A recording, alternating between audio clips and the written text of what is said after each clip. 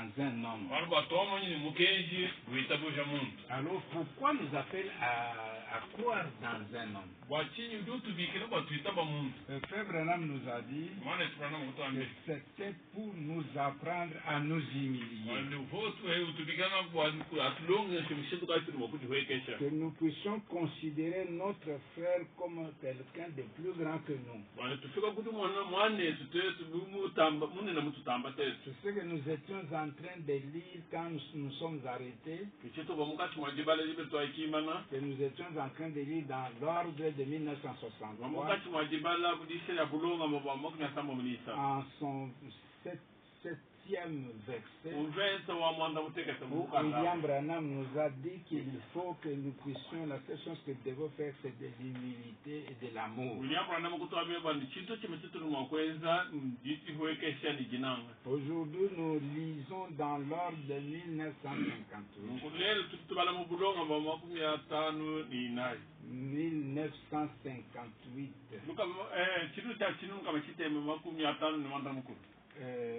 Au verset paragraphe 40.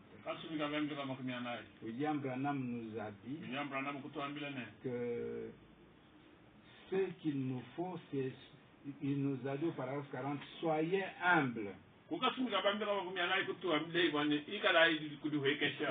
Et par-dessus tout, soyez humbles. Remarquez qu'il dit soyez humbles 2 fois dans un seul paragraphe. Il dit que c'est l'humilité, la chose qui habite dans... Quand cet esprit d'humilité habite dans l'église de Dieu,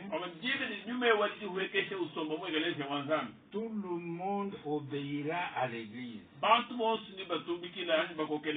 Nous sommes dans la délivrance totale. La délivrance totale, nous lirons au paragraphe 51-53.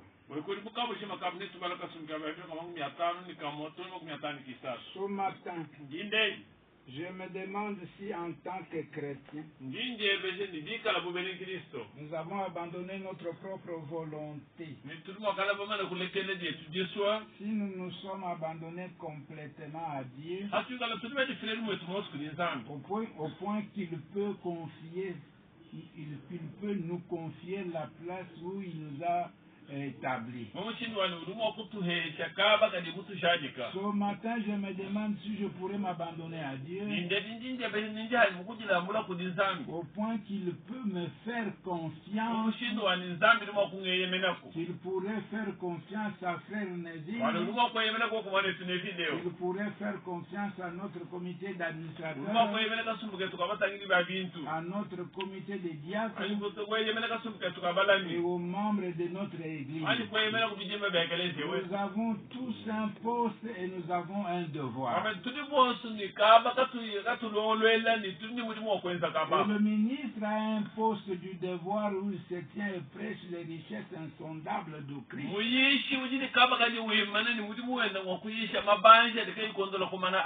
Sans compromis.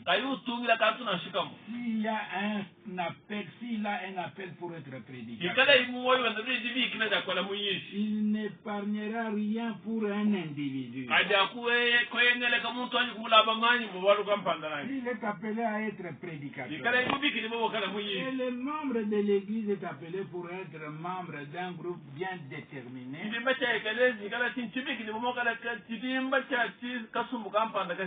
Ainsi, il ne se compromettra pas. Si l'église croit que nous ne devrions pas jouer au jeu de cartes,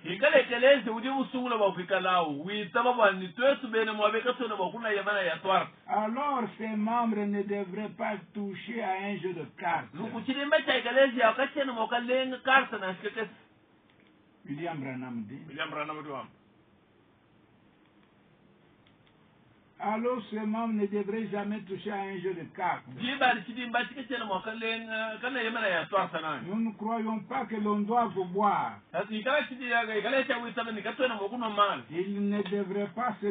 Il devrait se détourner complètement de la boisson. Si nous ne croyons pas qu'on doive jouer au jeu d'argent ou fumer, le membre de cette église ne devrait jamais toucher à une chose de ce genre. Dieu accorde une délivrance totale.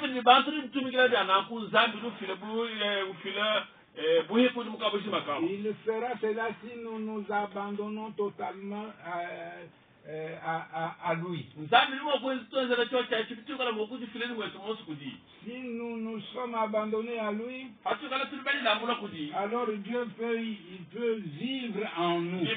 Amen. Christ, l'espérance de la gloire, peut se refléter en nous quand nous mettons hors du chemin. Alors nos pensées sont ses pensées. Pourriez-vous vous imaginer Christ vivant ou jouant à la carte?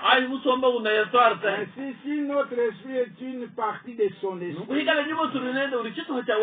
il veut que cela soit sur base de notre confession. Mais vous laissez le diable vous prendre le dessus. Et dans votre cœur, là au fond, vous savez toujours que vous avez tort quand vous faites ces choses. Quand un membre dit du mal d'un autre membre, vous savez que c'est mauvais. On vous recommande de prier les uns pour les autres, non pas de parler à mal les uns des autres, mais de vous aimer les uns les autres. Si quelqu'un tombe, relevez-le et aidez-le. Eh bien, cela fait de nous un groupe de croyants unis. Maintenant, quand vous n'obéissez pas à cela, alors nous n'obéissons pas à Dieu et nous déplaisons à Dieu. Par conséquent, notre Église, notre peuple ne peut pas prospérer. L'Église ne peut pas aller de l'avant parce que nous sommes désunis ensemble. Comme l'a dit Jésus, un peu de levain fait lever toute la pâte. Eh bien, si le comité de l'Église plutôt, comme qui dirait, les diacres venaient et disaient que nous devions, pensant que nous devions construire un nouveau tabernacle. Si c'est ce que les diacres ont voté, et qu'on consultait les administrateurs, et que ces derniers n'avaient pas d'argent pour le faire, alors ils auraient un programme de construction comme celui que nous avons maintenant. Ensuite, cela sera amené devant l'audience. L'audience générale. Et nous pourrions, comme nous pourrions l'être, toute l'Église étant souveraine, alors si l'Église vote pour un nouveau tabernacle, nous devrions par conséquent tous coopérer. Amen. Coopérer pour construire ce nouveau tabernacle. Franchement, moi-même, quand on m'a parlé d'un nouveau tabernacle,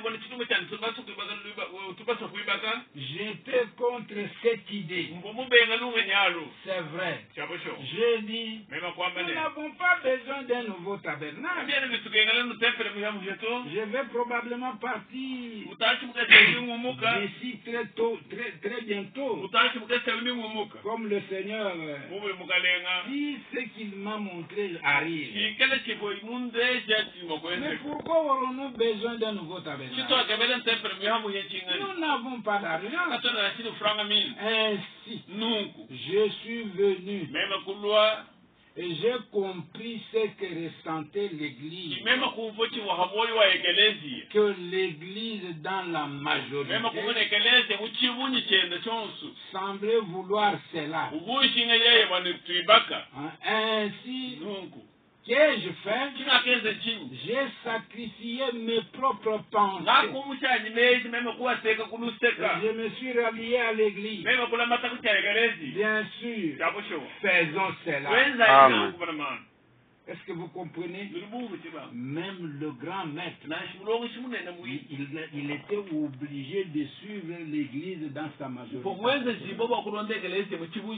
Pour William Branham, l'Église est souveraine.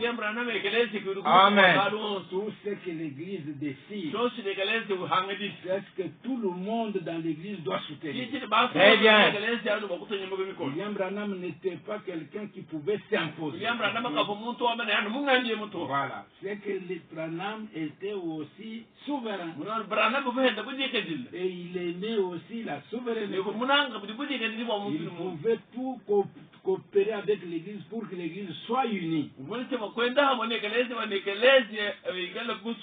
Pour Branham, c'est l'unité de l'Église qui fait avancer l'Église. Cela devrait être l'objectif de chaque chrétien et de chaque personne dans l'Église. Que nous soyons unis. Qu'est-ce qu'il dit? Qu'est-ce qu'il dit? Il dit quoi? Alors,